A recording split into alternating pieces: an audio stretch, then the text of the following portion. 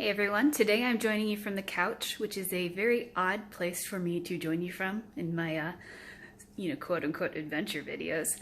And that's because I'm packing for my next kind of bigger adventure. I'm going to be doing the Arizona Trail. It's one of the National Scenic Trails, and it runs the length of Arizona from the Mexican border to the Utah border.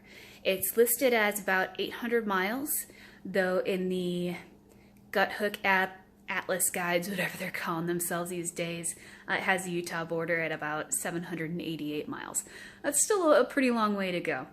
I was supposed to start it about a month ago, but I had a family matter to attend to, so I'm starting it a month later than I originally intended to, and it's at the end of the hiking season, the northbound hiking season for this trail. And that's because those lower elevations get really, really, really hot. But the original start date I had in mind, there was a storm that came through, and it seemed like people were pretty miserable on the trail. And just like Southern California, Arizona's had these series of late season storms, and it's dropped a lot of snow.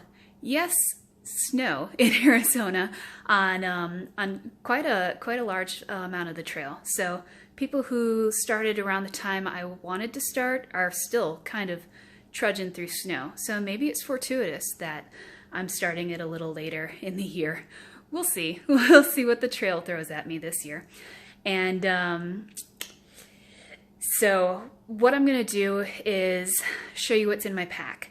I don't usually like to show what's in my pack just because I'm not an ultralight guru. I don't particularly care to be an ultralight guru. My thoughts on what's in your pack and your pack weight is usually a trade-off between your personal comfort and what's comfortable to carry. Now that being said, I do tend to shed weight the longer I hike. So I'll carry more luxury items on shorter hikes than longer hikes. And so I'm going to be shedding some stuff from my pack, but it's still going to be a little heavier than a lot of, what you see in other people's packs. And I have some ultralight equipment, but I also have some more durable equipment, or I have some heavier stuff just because the ultralight equipment is so expensive. So my pack is constantly being changed over as to what's in it, but I'll go ahead and show you what I'm putting in it now. I'll also show you what I typically wear when I go hiking. And I'm just showing you the stuff that's going to be in the pack all the time. I'm not going to show you the consumables like water and food and sunblock and stuff like that. That stuff you use up as you go along the trail. That's not going to be included, but let's go take a look in what's in my pack. Starting with my backpack, I'm taking a Z-Packs Arc Haul on this trip. I have a ULA Catalyst, and this is an upgrade from it. It's a little bit smaller, and it's about half the weight of the ULA Catalyst. And I've taken it for a couple trial runs, and it's good. It's definitely less bulky than the ULA Catalyst, and that's probably because when I have a volume of backpack, I tend to fill it. So this is my backpack for the trip, and believe it or not, all the stuff I'm going to show you is going to fit in this pack. So this is the stuff I'm going to be wearing. I've got my outdoor research hat, that you probably recognize. I've got a neck gaiter, and this is my Duluth Trading Armachillo button down. I like it better than any of the Columbia or other long sleeve sun shirts that a lot of the hikers wear. I've got a brand new outdoor research sun gloves. I've spent so much time in the sun, I tend to cover up as much as I can. And then I've got REI Screeline pants.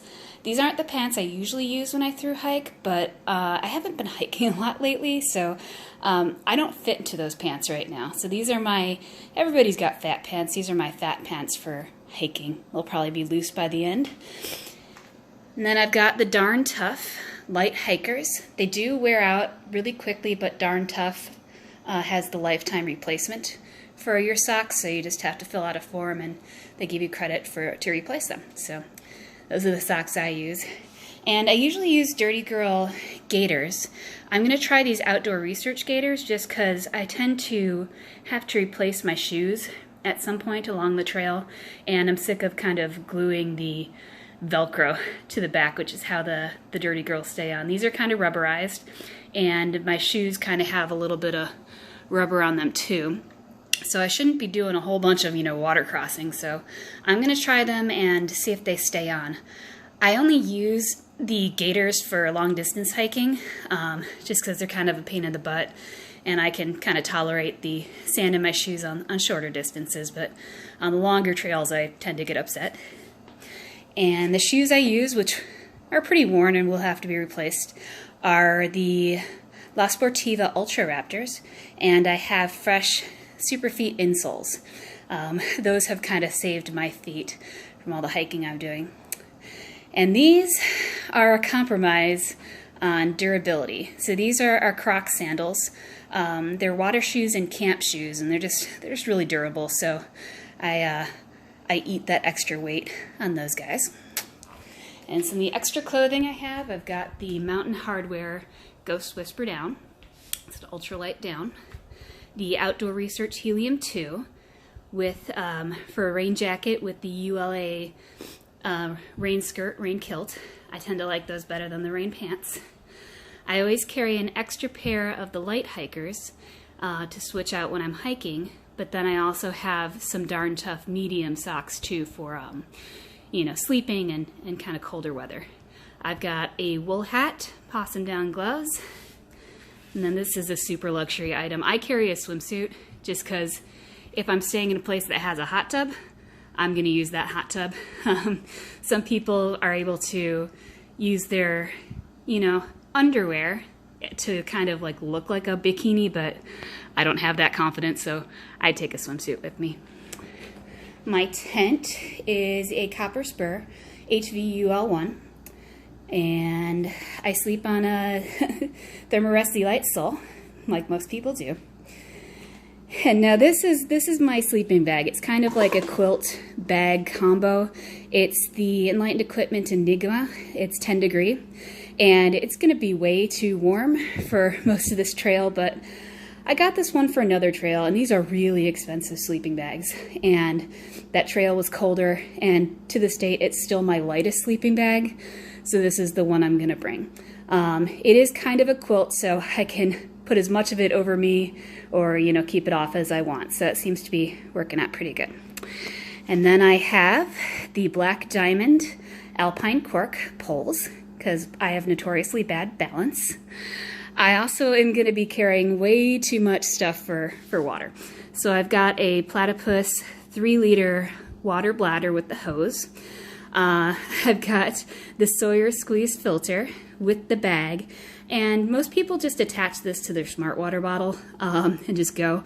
I'm bringing the bag because in desert conditions I tend to find that the water sources are kind of shallow and oddly shaped, so I like the flexibility of the bag. Smart water bottle, I have one right here. It will vary on how many I take depending on how long my water carries are, and I won't know that until I get closer to the water sources and see what people have updated on it. And something unique that I found it on a backpacking forum, is I've got a hose filter for the washer.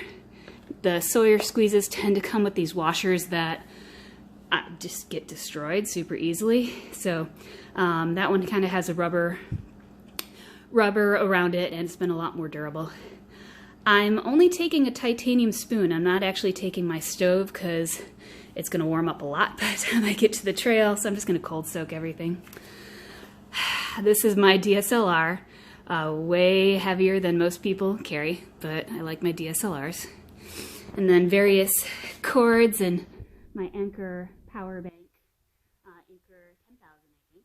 And I have one cord that's super long because I do a written blog and I do a video journal as well, so I'm usually going to need to fiddle on my phone while I'm charging it against the wall, so I need a longer cord. I've got my headlamp, Petzl Attic, and my personal locator beacon is the InReach, which I found really valuable on the PCT when I had to come off when I split my knee. It was nice to give some context to the people coming and picking me up. I have what I consider a backcountry bathroom bag. It's got like my shovel and stuff in it, my toilet paper, hand sanitizer, all that. Very minimal personal toiletries. I carry a brush. I know I could carry a comb, but I like the brush and, you know, the little toothbrush. This is my emergency kit with all my emergency supply stuff and repair stuff and first aid. And then I have assorted stuff sacks. And with all of this, my base weight comes out to, that's not including the stuff I'm going to be wearing at all time. My base weight comes out to about 15 to 16 pounds. So this looks like a lot, but it's going to fit into this bag. So what I'm going to do is I'm just going to pack it all up and show you, because not all of this is ultralight equipment, but a lot of it does compress down. So I'm going to pack it up and prove to you that all of this can fit into this little tiny bag. Ta-da! It's like magic, isn't it? There's still plenty of room at the top here. Plenty of space to add consumables like food and water, and depending on, you know, the pace I'm going and the availability of water sources, that could be filled up very, very easily, especially if I have to go like, you know, 5 or 7 days of food. So that's my pack, and I'm all ready to go. In reach over there. So now that I'm all packed, it's time for me to adopt my trail name again, which is Snapper. I was given that trail name because my educational background is in marine biology, so it's a fish, and I also tend to snap photos a lot. So I am now Snapper for the next 800 or so miles. And I don't know, for my subscribers, I don't know what your notifications are set to, but you might be getting a lot of notifications from me because I will have daily videos from along the trail. So just FYI on that one. I also keep a written trail journal for like the longer trails that I do. And that is Susanna'sAdventureJournal.blogspot.com. So I'll have written and video trail journals for this trail. And next up is going to be day 1. So pretty exciting. Look for that within, I would say, plus or minus about a week, depending on when I can get that uploaded. So that's next.